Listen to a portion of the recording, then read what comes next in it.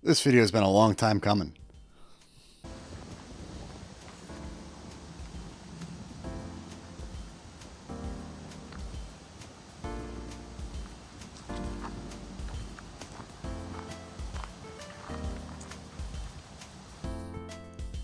Welcome back.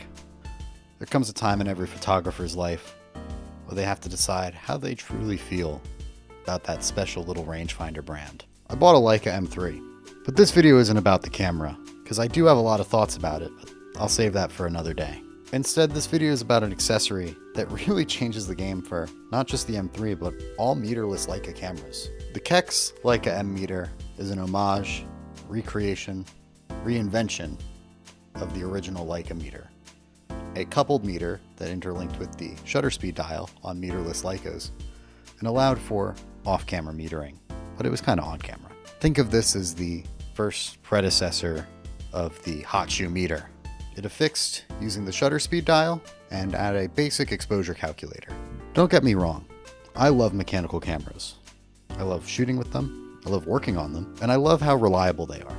The Leica M3 is in the illustrious ranks of tough as hell mechanical cameras like the Nikon F, but I'm enough of a man to admit that I hate metering.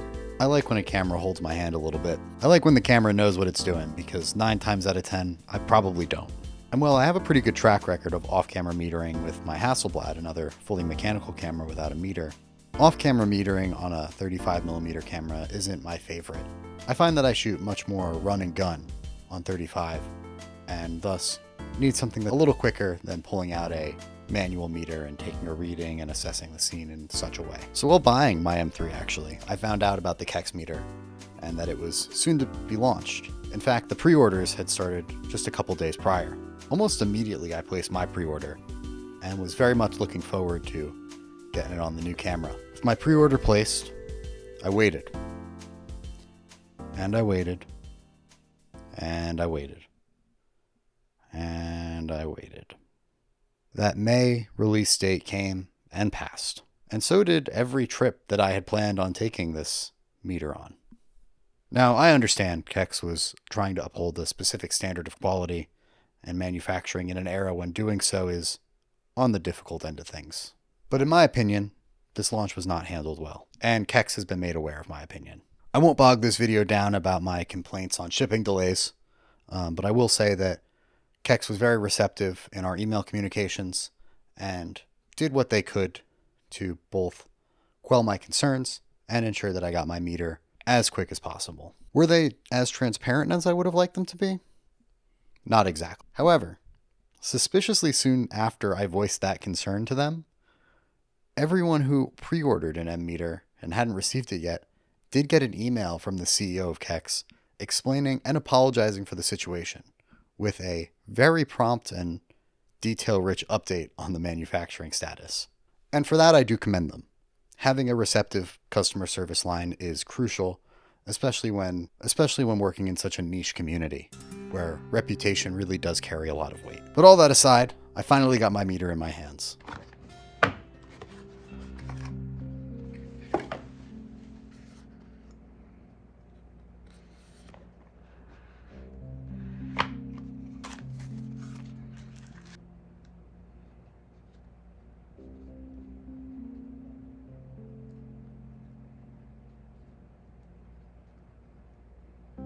And my M3 was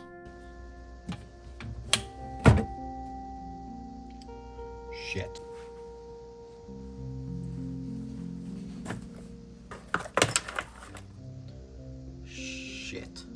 My M3 was getting serviced. It was getting worked on remedying that shutter curtain issue that I demonstrated in my scanner shootout video. Check that one out, by the way. Put a lot of work into it. And it was on the bench when this meter arrived. But finally, I did get it back, and with a dialed-in shutter too, I might add. The first roll I put in was a short roll of Ultramax, just 24 exposures, with the meter on it, and a little test to make sure both the meter and the shutter was working perfectly. And lo and behold, both of them were. These results aren't anything special, but they do show that 1, my shutter works, and 2, the meter works. Knowing it does work, I did put a couple rolls through it for a wedding rehearsal that I shot, and through all these shots I was a little hesitant as I was shooting color negative film, which does have very forgiving latitude.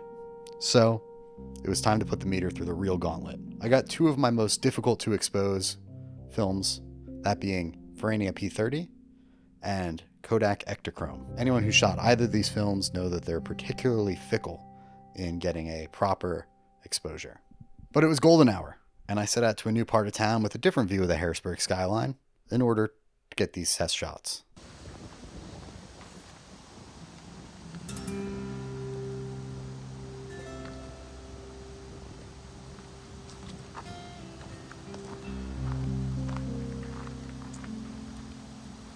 I loaded up some P30 and very quickly realized that my rangefinder had fallen out of alignment thanks to my clumsy ass.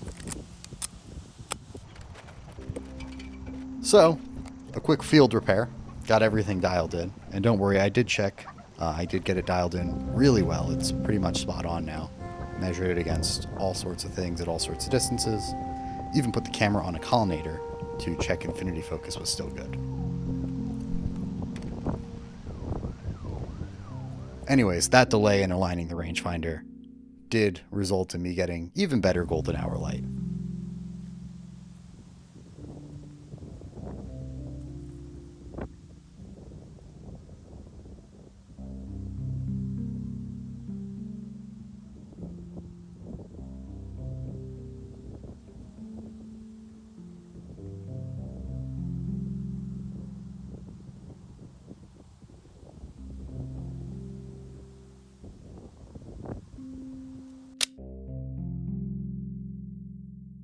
And the meter held its own. Obviously, it's got some quirks. It'll expose different than what I'm used to on my Pentax LX, but that's to be expected.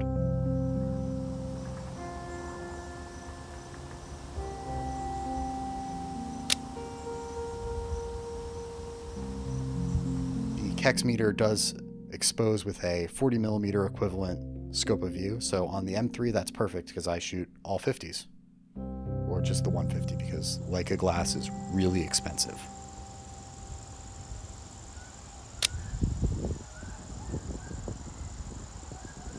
Something else to keep in mind is that my M3 is the dual stroke variant, which has the pre-standardization speeds, and the meter does handle these well, but I'm sure that that does introduce some complications with matching perfect exposure.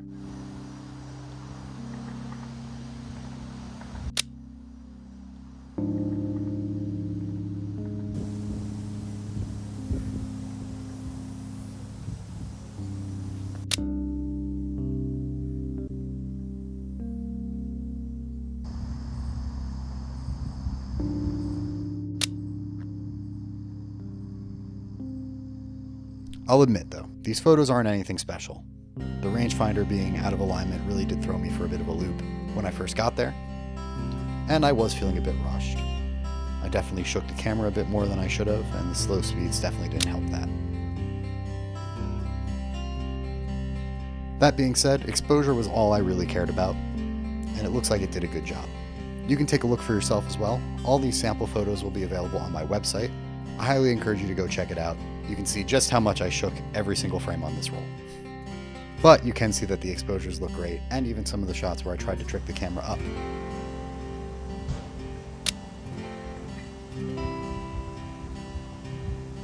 And obviously it fell for me going out of my way to trick it, but I was more so just curious to see how it would handle if I pointed it, right at a bright light or right in a dark spot, just to see.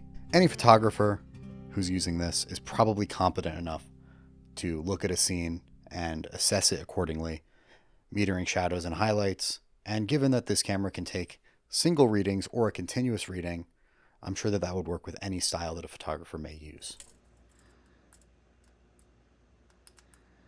I personally thought that I would have preferred continuous metering on this. However, turns out that I actually like composing my shot, pressing the button to get a reading as I'm lined everything up, and then going with the reading that was given with my composition. Whereas when I use something like my little Sekonic, I'm finding that I'm moving it around the scene and sort of creating a little bit of an average in my head based on the high and low spots. With the Ferrania finished up, I would turn to the Ektachrome, and at the time I was unsure of things. The readings did look right, but I was admittedly a little nervous. Hope I don't regret this. This is expensive film, and Truth be told, I was rushing, and I knew I was going to finish up this roll pretty much right there. But the readings did look right to my eye. Again, what do I know? I shoot aperture priority.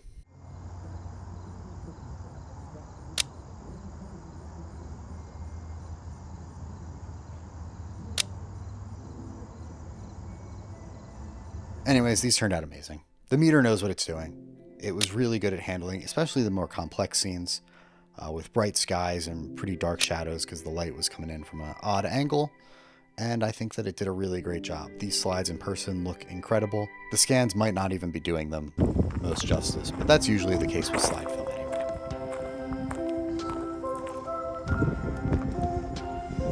And again, lighting wasn't really on my side. These compositions aren't my favorite. But everything was well exposed, and that's all that mattered.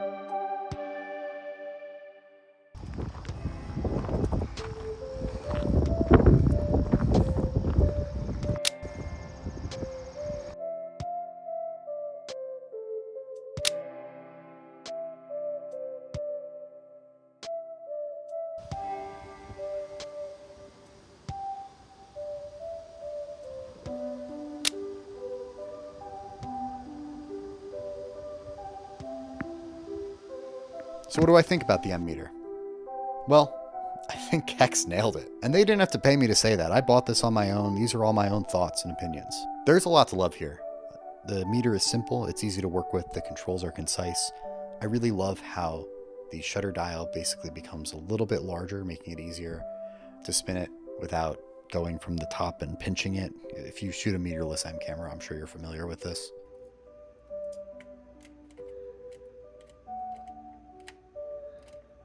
I like how it gives an EV reading as well. So if I'm rocking this with my Hasselblad, I can get a quick EV reading as well.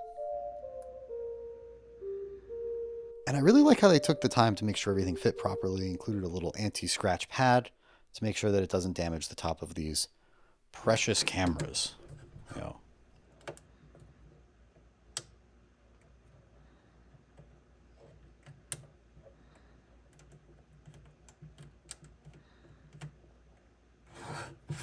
And the finish on the meter does look great. Everyone I've showed it to was really impressed by how well it matches to the camera, including myself. And it is very impressive considering it is two different metals. These old M3s are brass, obviously, and these meters are made of aluminum. And I'm sure that the matte black and the black chrome, which is brass, look just as good, if not better. The biggest issue I have, and this might be a limitation or design choice, but I would have really preferred the screen be on the back of the meter so that you don't have to move your eyes or the camera around too much to get an idea of where you're at. I know that this is probably in homage to the classic M meter, which read from the top, but we are in the future, and Keks does have some small screens, and I think you could have fit all of this information on a small screen on the back and maybe a button on the top. There could be a V2, who knows?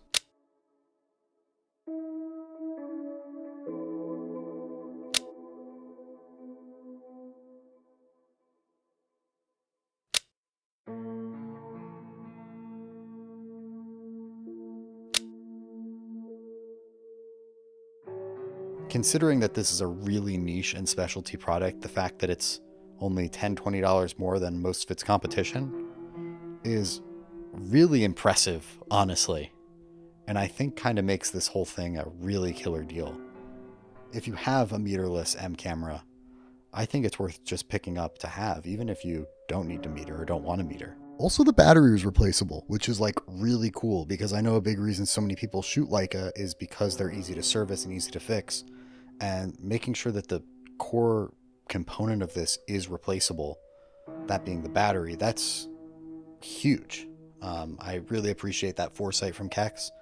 And I saw a lot of people that seemed confused about this online. Yes, you can take the battery out. Yes, it is replaceable. And it looks very simple, just a couple screws on the bottom to get it out. And I got to give kudos to Keks. Making such a niche product for such a small portion of the already small analog community is awesome. And they did a great job with it. I appreciate their persistence on quality.